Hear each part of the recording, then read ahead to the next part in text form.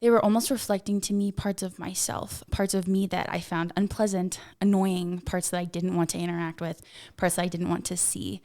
And so over time, it also kind of put me into this crisis mode of realizing, I'm not always pleasant to be around to other people or even to myself.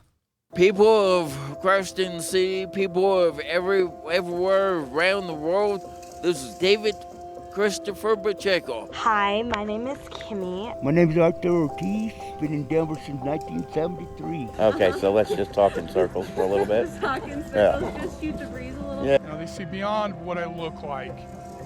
They see what my actions are and say, hey, that is a good person. A lot of people say home is where the heart is, but my heart's in many places. It's just I don't know where home is. Welcome back to Homeless But Human, our 3-part series on the power of being present, where this episode, number 3, we bring to you the walking the streets of your own heart. I am Blake, your co-host, and with me is... Hi, I'm Shayla, the other co-host. And back again, we have Jeff and Anya, 2 of our formator staff at Christ in the City. So great to have you 2 with us. And in the last episode, the power of being present and talking about what children can teach us about listening, Jeff and Anya really just dove into looking at the wonder and curiosity that children have towards the world and towards the other.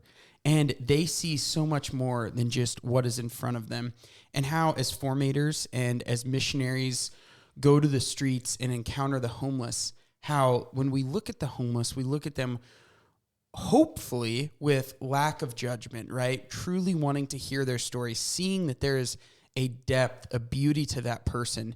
And with that, Jeff gave a little exercise of just kind of following around a fellow missionary and just observing and learning more about them. And with that, Jeff and Anya gave us some great tips, some great practicals, and hopefully you were able in the last couple weeks to work on just trying to see the beauty in the other through observing the other, right? Finding a way to love them after observing maybe your spouse, your husband, your wife, your children, the poor, maybe that you walk by on your way to work. And then Anya really challenged us to just learn from a child, just to really watch them and see how they interact with the world. I love that challenge of watching children and like seeing the different ways that they respond to things than we do. I just think it's super interesting and a really, really great way to understand the heart and the mind of a child and take the good things from that and take the good things and apply that into our own lives. Yeah, and as we look at last week's episode, right, we walked, so part 1 being just learning to listen, to understand rather than to respond. Part 2 just being this childlike curiosity. And part 3, walking the streets of your own heart, right? And when we talk about the homeless and even some of the fellow missionaries, that our missionaries go out and meet and encounter, one of our favorite words, when they go and encounter them, you know, there are always those people who are easy to talk to. There are those homeless, those friends in the street, those, you know, poor, maybe in the prisons or nursing homes or even amongst community members who are just easy to get along with. They're fun. They just have that magnetic personality, that charismatic personality. And sometimes the homeless fellow missionaries, they can be harder to talk to. And let's be honest, we are not ignorant here. And sometimes there are very unpleasant conversations we have on the streets with our friends and just some unpleasant people to talk to. Yet we go to them still, right? As missionaries, we go to them still. In the community, we still come back, right? That presence. And Anya, I mean, from your own experience as a missionary, how did you experience this and go through this? Yeah, I've definitely had my share of unpleasant conversations with people on the streets and people I lived with too. But I think over time, it became almost terrifying in a way to continue to have these meetings with these people and to start to see myself in them, even in that unpleasantness. And I guess what I mean by that, it was terrifying in a way because all these parts of these people that I thought were unpleasant, that I didn't want to see, that I didn't want to interact with, I realized that they were almost reflecting to me parts of myself, parts of me that I found unpleasant, annoying, parts that I didn't want to interact with, parts that I didn't want to see. And so over time, it also kind of put me into this crisis mode of realizing, yeah, I'm not always pleasant to be around to other people or even to myself. I think that's very key and interesting to this third episode of this series, is because, you know, going out to the streets is something very physical. It's something that you can like tangibly do. And yeah, going on a street walk, that's something that that our missionaries do, you know, multiple times a week. But what we're talking about in this episode, and we've worded it in a clever way of like going on a street walk or walking the streets of your own heart, is something a little bit harder and a little bit scarier to do internally. And so, yeah, I'm really excited today to learn how to walk the streets of your own heart. It's a very beautiful way to put it, but I think it can be a bit intimidating. Yeah, and I guess maybe to begin, how do we do this? I think one of the things we talk about with the missionaries on the streets, it's interesting, is safety and, you know, looking at the situation, seeing if there's any danger, where do we go, and always going out in groups, right? No one ever walks the streets alone. And there's certain places that you would never go alone. And I think to begin to do this with ourselves, it's important that if we try to encounter these parts of ourselves alone, it is going to be a terrifying experience. Right. It is going to be very difficult. And so that would be the first thing that I would say is, for one, if that's placing yourself in the presence of God and realizing that God is here with you and he's going to walk through this with you. And sometimes, honestly, I think this is a lot of what we do as formators with the missionaries, is we are that person that walks the streets of their hearts with them. And if you have just a good friend that you can count on, or maybe you want to trust a little bit more to just explore this with you, I think that's fundamental. Right, because for some parts of our heart, we ought not to walk alone there, you know, and a lot of times when diving deep, when going to those deeper places, we know it's not safe to go alone. And so I love that. Thanks, Jeff. Yeah, Chris Stefanik in one of his talks had a quote, you know, like going into your mind by yourself is like walking into a dark alley. You're going to get beat up every time. Mm-hmm. You know, I just love that analogy. And that is what you formators do for our missionaries. I mean, the formators did it for me as a missionary. They even help Shayla, right? The formators even help our other staff members and any volunteers we may have. And the missionaries do that with the homeless in a way, right? Helping them see these parts. Yeah, and I think the beauty of having someone else walk through this with you, whether that, you know, is God plus another person, is this idea almost that they can teach you how to see yourself. If you can walk through these parts of your heart that you find so embarrassing or shameful or just ugly, honestly, and someone can walk through those with you and show you that they're still here with you through that, and that is not enough to turn them away, that is so informative for how you can look at yourself and how you can start to view the way that your heart is, with its good and bad. If someone can just accompany you through that almost and tell you, you know, this isn't the most beautiful thing ever, and this isn't the most polished thing ever, and yet I still think that it is a beautiful heart. That is honestly one of the most healing things that we want our missionaries to do with our friends on the street, absolutely, and that we hope to do as formators too. It can be so scary though. Like I just going to those deeper parts of your heart. How do you get to that place where like it's okay to go there? Like what advice do you have, especially even with walking with the missionaries, like just to go to those deeper parts of your heart, taking a street walk through there, like that can be super intimidating. Yeah, and it can be intimidating depending on the attitude that you have and the accompaniment that you have. And so I guess what I wanted to bring to mind was the image that we had in our last episode about a child and this childlike curiosity who's walking into his heart with his father or with a very good friend and just just kind of exploring. And an image comes back to me. I have a picture of myself when I was 4 years old, and I'm holding 3 garter snakes. I'm just holding them up, and I'm having a blast with these things, right? Jeff comes from a farm. This makes sense.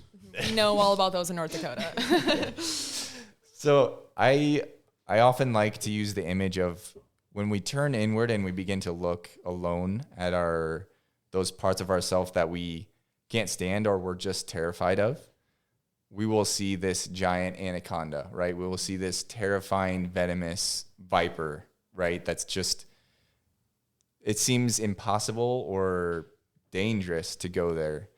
When we become like children and we can have this kind of like this childlike curiosity that we were talking about of like, gosh, this part of me seems really scary, but what if what if I take away that label? I've labeled this part of myself as unlovable or terrifying or just, I hate this part of myself. I can't stand you. Life would be better without you. What if I remove that label, that filter, and I approach this as a child, as I'd never experienced this part of myself before, and I just become to have this curiosity about things? When we do that, I think that instead of getting this huge anaconda that's terrifying, we get this child that I have, that's me, holding these 3 garter snakes, and I'm just having fun with them. I'm not only am I not scared, I'm actually like playing with them. I'm actually able to have a sense of humor about them. I'm actually able to kind of integrate them into my life and give them a little bit of space, and they might have something to teach me. And that's where I'd go first. When as a missionary, I remember going through that with my formators. Oh my gosh, did I think my problems and the things I didn't like about myself were big deals. Like those huge anacondas. And now my wife and I just laugh about them. Mm-hmm. Of course, I'm actively trying to grow in them, but man, it is just so entertaining remembering back as a missionary, and our missionaries go through this experience so much of like, so afraid to look at ourselves, so afraid to let anyone see those parts of ourselves. And then once they're out there, you're like, no one ran away. Hey, everyone's still here. You're afraid to open your eyes and see who's going to be around. And going through this as a missionary, I then saw that on the streets, right? Like I could see that, I wanted to run away from my problems. And, with the homeless, there was never anything I heard that made me believe, or that I believed like I needed to, oh my gosh, like that's, the Lord can't work in that, right? Like there's nothing. The Lord has conquered this earth. And I think it's such a beautiful thing, because when our missionaries learn this, they're able to then accompany the homeless and whoever the poor may be in your life, like remembering that if we learn how to deal with our own things like this, we can then help others. And it's that beautiful gift. But I mean, let's go back to the basics. Like, why do we need to take a walk through the street of our heart? Like what is necessary? Like, why would I even care to do that or find someone to do that with me? I think in many ways it's so important because we can't exist in a bubble. So the way that we relate to other people or that they relate to us is always influenced by the other. And I guess what I mean by that is we're constantly influenced by other people and they're constantly influenced by us. And so I think if we start to grow in this desire to be able to look at other people, be able to listen to them, to be present with them, it starts to influence the way that we see ourselves. And I think if you really delve into that desire to listen to other people, it starts to create in you a desire to be able to treat yourself that way, to look at yourself in that way, and to honestly to reverence yourself in that way too, because we are relational. And so we kind of always are feeding off of the way that we view others informs the way that we view ourselves and vice versa. Yeah, just to feed off of that, the virtues that we cultivate in ourselves, toward ourselves, in relationship to ourselves, are the same virtues that we apply to others. The more I can be compassionate with myself, the more I'm actually capable of compassion with others. And something that often happens, I think, for missionaries is they have such an easy time going and having compassion for our homeless friends. But with themselves, it's so difficult. It seems really impossible. And I think what they begin to realize is, can you really love another person if you haven't learned to love yourself? Because sometimes when we go out to the streets and we do an act of charity, we feel better about ourselves, right? It feels good, and we're like, hey, like I'm doing good. I'm a pretty good person, and it's kind of filling like this doubt that I have about myself that maybe I'm not worthy, you know. And we realize at a certain point, and I think the missionaries realize this too, is that part of the reason they're going out to serve homeless is because actually there's a hole in themselves that they're trying to fill. And if they continue doing this, it's just not sustainable, and it's actually not loving. It's actually self-serving. I'm actually going out to encounter the homeless in order to serve myself and feel better about myself.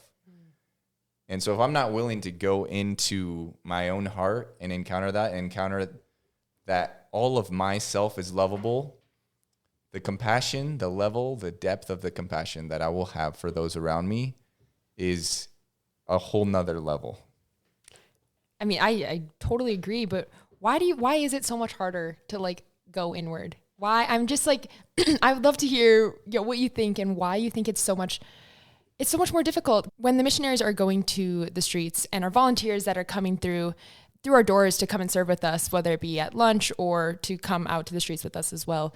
It's coming from such a good place in their heart, and they're really wanting to go out to find the broken and be with the broken. But why is it so much harder to be with our own brokenness and to discover that and really encounter ourselves?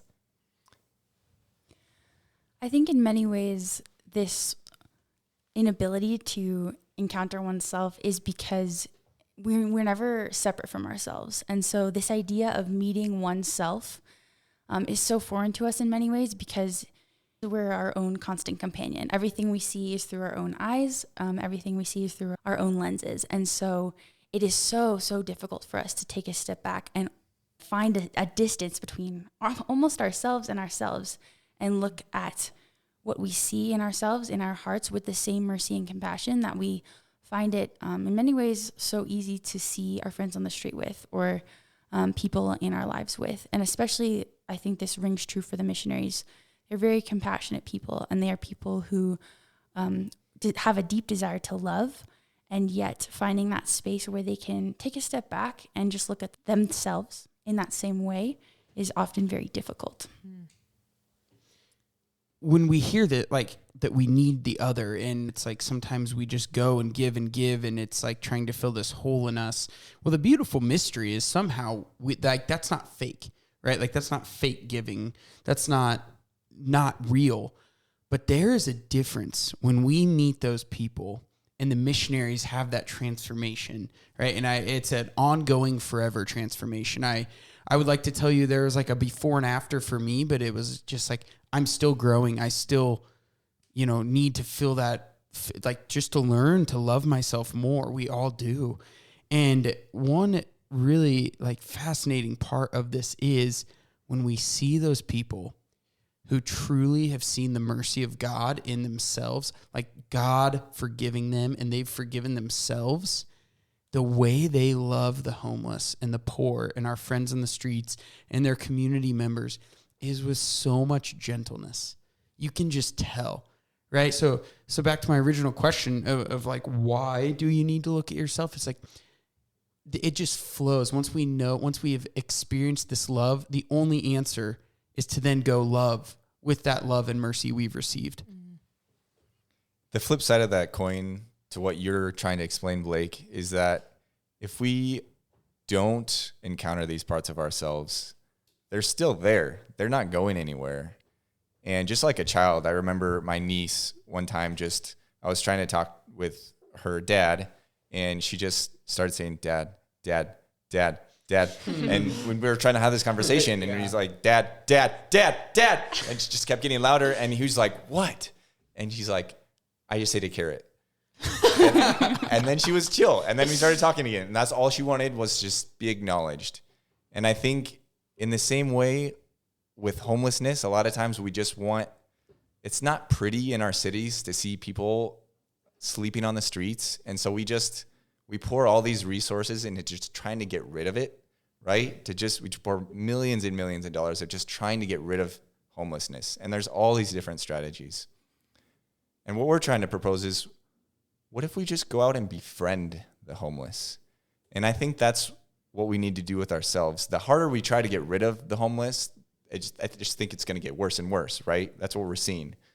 With ourselves, the harder and harder we try to like suppress this and just say, no, you know what, I can live without you, the louder they're going to get, and they're going to react, and they're going to be very hurt. And that's going to show and manifest itself in some way or another. Jeff, that is so wise. Like that, just understanding of like the more we try to suppress, the louder and louder it gets. And we do all kinds of things to suppress and spend so much efforts. And, you know, whether I'm talking about myself or even the poor, right? It's hard to look at, right? The poor, it is hard to look the poor in the eyes and see them and know that they're hurting. It's hard to look at ourselves. And what do we do with the streets? We go and just be with them. What are you guys proposing to do for ourselves to go look and just find someone to be with you? I think that is just so wise, so wise. Yeah, I love that. And I think that does kind of answer my question a little bit. Why is it the hardest? Is because we always have to be with ourselves. You know, that's why if I can't stand myself, that's going to show, you know, and that is going to be obvious to the people around me. But if I can work through the things in my life, if I can love myself, that's also going to show. And that's ultimately going to make me want to love others, like Blake said earlier.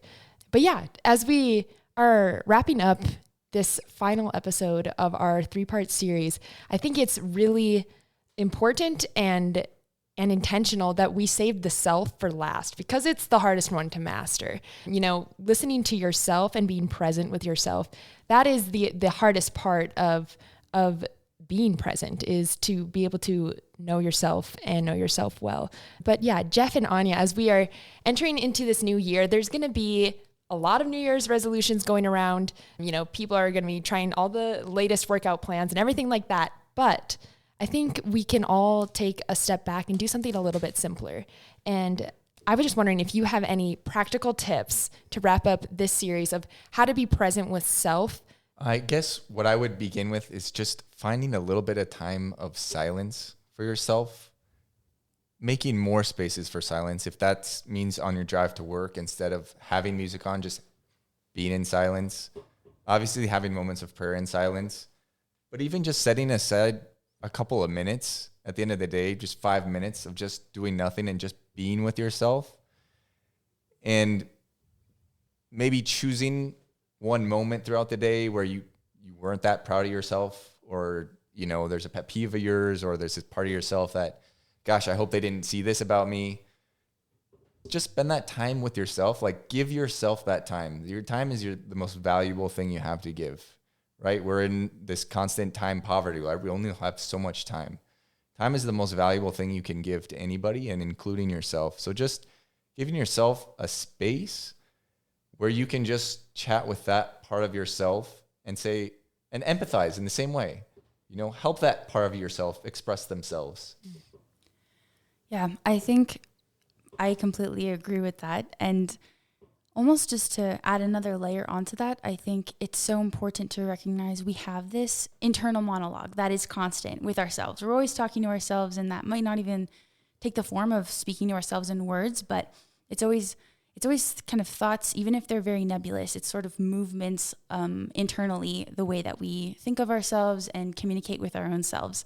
And so I think I just want to encourage everyone, when, you know, if you take that time to just listen to yourself, to pay attention to the way that you are talking to yourself. What does that internal monologue look like?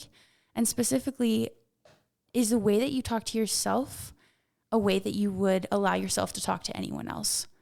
Or would the things you say to yourself, would you never let those words actually pass your lips because they're so harsh or so critical? And so just paying attention to the way that you treat yourself in that sort of constant communication you have with yourself. That's amazing. Thank you for both of those. I'm really excited to practice those from here on out. Yeah, and this 3-part series, right, on the power of being present, right? First and foremost, how to listen to understand rather than listening to respond. And then, of course, this next thing of what can children teach us about curiosity and listening and, seeing the deeper meaning, reverencing the other person. And finally, this listening to yourself, right? Taking a walk into the streets of your own heart. And all this is being present, right? In this moment, being with God, being with the other, which is the face of God in the other, and seeing God in yourself. And at Christ in the City, whether it be with the homeless, with the missionaries, with our volunteers, or all those around, this is a way you can live our mission wherever you may be, right? Just being present. And we encourage you all to do that. And I definitely think I'm going to be re-listening to Anya and Jeff. You guys just spit some wisdom, and we are so grateful for you joining us and sharing just a little bit about your life as a formator. Seriously, we are so thankful to have you on today, and I can bet our listeners are very thankful to have you on as well. It's been a pleasure. Yeah, thank you guys. From the Christ in the City crew here in Denver, we thank you, family, for joining us. And we, again, thank Anya and Jeff, and can't wait to see you on the next episode. God bless. See you next time. Mother Teresa, one of our patrons, would say, "If I look at the masses, I will not act. If I look at the one, I will." Because of these one-on-one encounters, because of people like you stepping out of your comfort zone, this mission is spreading. This mission is making its way into parishes, schools, seminaries, and communities nationwide. We have families making care kits for the homeless, college students coming on week-long mission trips and then going back on fire to serve the poor in their cities, seminarians and small groups across the country doing Christ in the City style street ministry. This mission is becoming a national and worldwide endeavor, and we're so happy you're here. For even more in-depth Christ in the City training, exclusive videos, and interviews with the homeless, we invite you to join our known and loved monthly giving community. This is one of the most impactful ways you can join us in this mission. Visit christinthecity.org and make a monthly gift today to join our known and loved community and receive a special Christ in the City gift. Imagine with me for a moment if every homeless person had one friend who cared about them. What a difference that would make in the world. And what if that one friend is you? You can listen to this podcast on iTunes, Spotify, podcast platforms. And do us a favor and go hit subscribe and leave us a review. Again, check us out more at christinthecity.org. God bless you.